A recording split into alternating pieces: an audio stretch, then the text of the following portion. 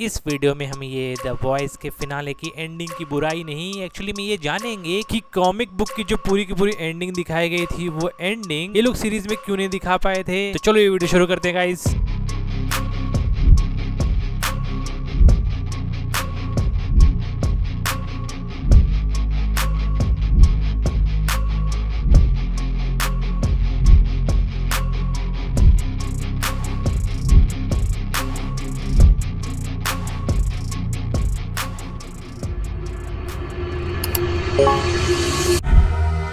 सबसे ज्यादा बड़ा चेंज तो ये था कि होमलैंडर की जो चाइल्डहुड वाली जो बैक स्टोरी थी उसको सीरीज में एकदम अलग तरह से दिखाया गया था। वो एक बच्चा था जिसको एक लैब में बनाया गया था और उसको कभी फैमिली के साथ रखा ही नहीं गया। उसने कई सारे ह्यूमिलिएशंस भी झेले थे। होमलैंडर के कैरेक्टर को कभी भी प्यार प्रॉपरली मिला ही नहीं और होमलैंडर की ये बैक स्टोरी काफी ज्यादा होमलैंडर के फैंस को पसंद आती है, जिसकी वजह से होमलैंडर जो चीजें करता है वो उसको जस्टिफाई करते हुए दिखाते हैं। लेकिन ये पूरी की पूरी सीरीज में दिखाई हुई होमलैंडर की बैक स्टोरी एक्चुअली में कॉमिक बुक में जो ब्लैक नोयर का कैरेक्टर है उसकी बैक स्टोरी से मैच करती है। कॉमिक बुक्स में ब्लैक नोयर को वॉट इंटरनेशनल ने बनाया था होमलैंडर के क्लोन के तौर पे। हाँ, ब्लैक नोयर होमलैंडर का क्लोन निकलता है लास्ट में, इसके बारे में अभी आगे मैं समझाऊंगा। सीरीज में जिस तरह से दिखाया है कि होमलैंडर प्रेसिडेंट को मारता है, सेम वही कॉमिक बुक में भी होता है। होमलैंडर व्हाइट हाउस में जाकर प्रेसिडेंट के सिर के साथ खेल रहा होता है। उसको मारने के बाद उसके पूरे शरीर में खून लगा होता है। ब्लैक नोयर का कैरेक्टर आता है और वो अपना मास्क हटाता है और वहाँ पर ये बात रिवील होती है कि ब्लैक नोयर का जो कैरेक्टर है वो एक्चुअली में होमलैंडर का क्लोन था, जिसको वॉट ने बनाया था होमलैंडर को रोकने के लिए। कॉमिक्स में सबसे बड़ा ट्विस्ट यही था कि होमलैंडर खुद भी कंफ्यूज हो गया था कि वो सच में मॉन्स्टर बन चुका है। शुरुआत में जितने भी कॉमिक रीडर्स थे उनको ये लग रहा था कि जो होमलैंडर का कैरेक्टर है वो इतने वर्स्ट से वर्स्ट क्राइम कैसे कर सकता है, मर्डर, रेप, बच्चों को मारना और बहुत सारी ऐसी चीजें वो करता है। देख के ऐसा लगता है कि होमलैंडर ये सब क्यों कर रहा है, इसका क्या पर्पस है। लेकिन आगे चल के ये रिवील होता है कि होमलैंडर एक्चुअली में ये सारी चीजें कर ही नहीं रहा था। ये सारी चीजें एक्चुअली में ब्लैक नोयर कर रहा था होमलैंडर को बदनाम करने के लिए। एक दिन होमलैंडर को कुछ फोटोज मिलते हैं जिसमें वो मर्डर, बेबीज को मारना, रेप करना, ये सारी चीजें कर रहा होता है। ये सब कुछ करता हुआ खुद को उस फोटोज में देख रहा होता है। होमलैंडर शॉक में चला जाता है कि उसको याद ही नहीं है कि उसने ये सारी चीजें कब करी। यहाँ से उसका मेंटल ब्रेकडाउन होना शुरू होता है। इनिशियली जितने भी कॉमिक बुक रीडर हैं उन सबको ये लगता है कि होमलैंडर सीक्रेटली इविल है और वो प्रिटेंड कर रहा है इनोसेंट बनने का, बट रियलिटी में फोटोज फेक नहीं थे, क्राइम्स रियल थे। बस वो होमलैंडर नहीं कर रहा था, वो ब्लैक नोयर था जो कि होमलैंडर की तरह होमलैंडर का सूट पहनकर ये सारे क्राइम्स कर रहा है। ब्लैक नोयर ये सारी चीजें इसलिए कर रहा था क्योंकि वो होमलैंडर की जगह लेना चाहता था। वॉट इंटरनेशनल ने ब्लैक नोयर को बनाया ही इसलिए था ताकि वो होमलैंडर की जगह ले सके। अगर होमलैंडर पागल हो गया, इविल हो गया, तो होमलैंडर को मारकर ब्लैक नोयर को होमलैंडर की जगह दे देंगे। लेकिन ऐसा कुछ नहीं होता है। जो होमलैंडर का कैरेक्टर है वो नार्सिसिस्टिक था, वायलेंट भी था, लेकिन वो कम्प्लीटली इंसेन नहीं बना, वो डिक्टेटर नहीं बना। वो वॉट की कुछ बातों को मानता था, वो वॉट के साथ एक अच्छी अंडरस्टैंडिंग बनाकर अपनी लाइफ कंटिन्यू कर रहा था। लेकिन ब्लैक नोयर को ये सारी चीजें अच्छी नहीं लग रही थी। ब्लैक नोयर हमेशा बचपन से ही आइसोलेशन में रहा है, उसकी आइडेंटिटी नहीं थी। वॉट इंटरनेशनल ने उसको एक वेपन की तरह ही बनाया था। उसका पूरा एग्जिस्टेंस होमलैंडर के ही अराउंड था। अगर होमलैंडर नहीं रहेगा तो ही वो उसकी जगह ले पाएगा। No one really knows you, but we know how sensitive and scared you are. Black Noire ने डिसाइड किया कि अगर होमलैंडर मॉन्स्टर नहीं बन रहा है तो मैं उसको मॉन्स्टर बनाऊंगा। इसीलिए उसने क्राइम्स किए, होमलैंडर के फेम को खराब किया, उसको मेंटली टॉर्चर किया। कितने सारे ऐसे एविडेंस भेजे होमलैंडर को जिससे धीरे धीरे होमलैंडर को लगने लगा कि वो इस सारे क्राइम्स खुद कर रहा है और आगे चल के गुस्से में कई सारे क्राइम्स वो करने भी लगता है। और ब्लैक नोयर ये सीक्रेटली चाहता था कि होमलैंडर फाइनली ब्रेक हो जाए, फिर वो उसको किल कर देगा और प्रूव कर देगा कि उसका एग्जिस्टेंस मीनिंगफुल है, वो उसकी जगह लेगा। मतलब ब्लैक नोयर को अपनी लाइफ को जस्टिफाई करना था। इमेजिन करो उसकी जिंदगी ही यही थी कि वो होमलैंडर को रिप्लेस करके वो उसकी जगह लेगा और वो चीज नहीं हो रही है, तो इस चीज से वो इनसिक्योर होकर ये सारी चीजें कर रहा था। सबको लगता था कि होमलैंडर दुनिया का सबसे डेंजरस मॉन्स्टर है, लेकिन बट एक्चुअली में ब्लैक नोयर और भी ज्यादा अनस्टेबल था। वो शैडो में रहकर सब कुछ मैनिपुलेट कर रहा था। जितने भी लोगों ने कॉमिक बुक्स रीड करी थी उन सबको आगे चल के यही ट्विस्ट होता है, जिसकी वजह से बहुत बड़ा शॉक लगता है। और कॉमिक बुक्स में होमलैंडर के मरने के बाद बुचर जो होता है वो एक रैम्पेज पे निकल जाता है कि वो सारे सूप्स को मार डालेगा। बुचर के इस रैम्पेज में बुचर अपनी ही टीम को मार देता है। वो मदर्स मिल्क, फ्रेंची और किमिको को भी मार देता है और फाइनल शोडाउन में ह्यूई जो होता है वो बुचर को मार देता है। ऐसे होती है एंडिंग। ओवरऑल लास्ट में ह्यूई और हमारी स्टारलाइट एनी ये दोनों ही मेन कैरेक्टर होते हैं जो सर्वाइव कर पाते हैं और वो दोनों स्कॉटलैंड चले जाते हैं पीसफुल क्वाइट लाइफ जीने के लिए।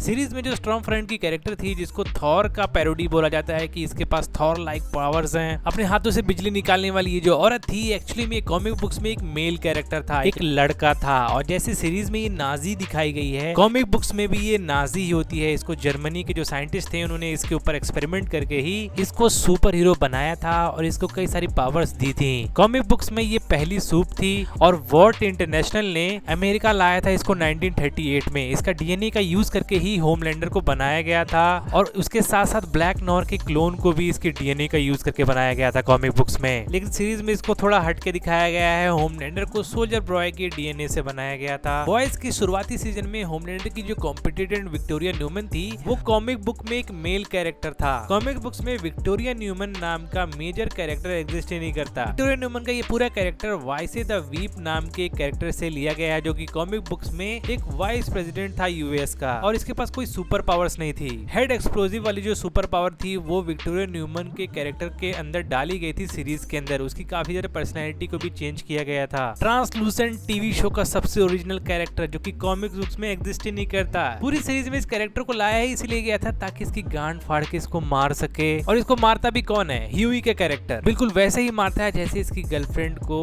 ए ट्रेन ने मारा था। कॉमिक बुक्स में कोई भी वॉर्ड सिनेमैटिक यूनिवर्स एग्जिस्ट ही नहीं करता था। मतलब सीरीज में जिस तरह से दिखाया गया ना, द बॉयज के जो मेन कैरेक्टर्स होते थे वो मूवीज में आया करते थे। कॉमिक बुक्स में ऐसा कुछ भी नहीं था। कोई भी हॉलीवुड की मूवीज नहीं हुआ करती थी। लेकिन सीरीज के अंदर इन लोगों ने कई सारे मूवीज के मजे लिए थे गाइस। टेक नाइट के कैरेक्टर को ये लोग लेकर आए थे आयरन मैन और बैटमैन की पैरोडी बना के दिखाने के लिए, जिसमें बैटमैन का काफी ज्यादा मजाक उड़ाया था इन्होंने। स्पाइडरमैन का भी मजाक उड़ाया था, याद है ना वो वाला कैरेक्टर। द बॉयज के क्रिएटर एरिक क्रिप्ट ने पूरे हॉलीवुड के और दुनिया भर के लोगों के मजे लिए थे अपने इस शो में और लास्ट में खुद ही मजाक बन के रह गए। इनका पूरा सीजन फिनाले चुद गया भाई। सीरीज में बेका के कैरेक्टर को भी काफी ज्यादा डिफरेंट तरह से दिखाया गया है। कॉमिक बुक्स में बेका का जो कैरेक्टर होता है वो बहुत पहले ही मर जाती है। कॉमिक बुक्स में होमलैंडर जब बेका को प्रेग्नेंट करता है तो प्रॉब्लम ये होती है कि बेबी ह्यूमन नहीं होता है, वो हाफ सूप होता है। वो बेका के कोक में बहुत ही डेंजरस सा बन जाता है और चाइल्ड बर्थ के दौरान ही रायन का जो कैरेक्टर होता है वो कॉमिक बुक्स में ही मर जाता है। इनफैक्ट रायन का जो कैरेक्टर होता है उसका जन्म ही नहीं होता है कॉमिक बुक्स में। बेका का कैरेक्टर और रायन दोनों ही चाइल्ड बर्थ के दौरान मर जाते हैं। लेकिन सीरीज में इस चीज को काफी ज्यादा डिफरेंट तरह से दिखाया गया है। सीरीज में रायन का कैरेक्टर जन्म लेता है और तुम देख सकते हो कि रायन के कैरेक्टर की स्टोरी को सीजन 5 तक खींचा गया है गाइस। मेरे को ऐसा लगा था कि रायन का कैरेक्टर होमलैंडर को मारेगा, लेकिन ऐसा बिल्कुल भी नहीं हुआ। सीरीज में रायन को काफी ज्यादा स्पेशल दिखाया गया था। सूप्स नॉर्मली चाइल्ड प्रोड्यूस नहीं करते हैं, लेकिन रायन पैदा हुआ पावर्स के साथ। जितने भी सूप्स होते हैं वो लैब क्रिएटेड होते हैं। उनके पास कंपाउंड वी होता है जो कि उनके ऊपर इंजेक्ट किया जाता है। रायन का कैरेक्टर काफी ज्यादा डिफरेंट था। अब उसको लेके आगे वाले सीजन्स में क्या दिखाएंगे या फिर आने वाले सीजन्स आएंगे भी कि नहीं आएंगे। वॉट राइजिंग में हो सकता है रायन के कैरेक्टर को दिखाया जाए, अब वो आने वाले टाइम में हो सकता है चीजों को दिखाए जाए। सीरीज में डीप के कैरेक्टर को भी काफी ज्यादा चेंज करके दिखाया है। उसको काफी ज्यादा एरोगेंट, सेल्फिश और फेम ऑब्सेस्ड इमेच्योर जोक की तरह बना के रख दिया है। लेकिन कॉमिक बुक्स में हमारा डीप का कैरेक्टर बहुत ही ज्यादा बिजनेस माइंडसेट, लेस इमेच्योर और कंपैरेटिवली स्मार्ट कैरेक्टर था। और सबसे बड़ी बात, उसने स्टारलाइट का असॉल्ट तक नहीं किया था कॉमिक बुक्स में।